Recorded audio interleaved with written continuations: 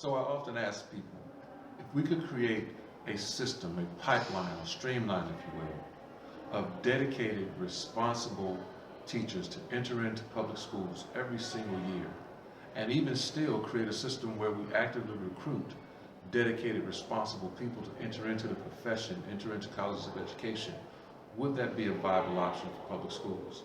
The answer is undoubtedly yes.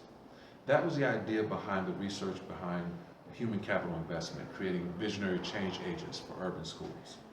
Essentially, what it suggested that there will be an intentional recruitment, training, and maintenance of dedicated, responsible teachers to enter into public schools every single year.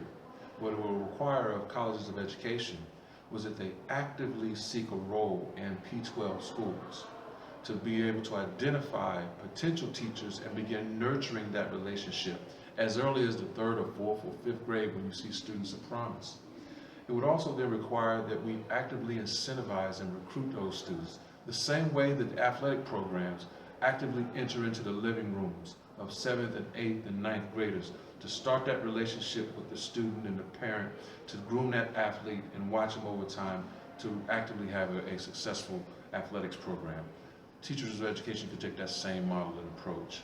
It would also then require that we restructure the training of teachers and supply of teachers with a more effective model. And those models have been identified through research of Linda Darling-Hammond, through research of Marilyn Cochran-Smith, through research of Dr. Martin Haberman.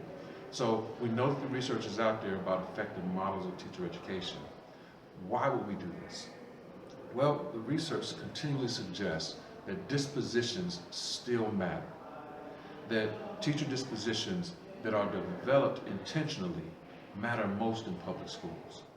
Right now, the present model doesn't really take into account the disposition of pre-service teachers until they get into the College of Education and start taking classes. This model would actually begin to address teacher dispositions at a very early age and identify those students who are ripe for entering into a College of Education. What it would also do was it represents an early attempt to shape community senses of responsibility so that all of the classes and coursework and field experiences are related to that sense of not just a teacher responsibility, but a responsibility to the community. Also, what it would represent then is research continually suggests that there is a large attrition rate of new teachers within 5 years.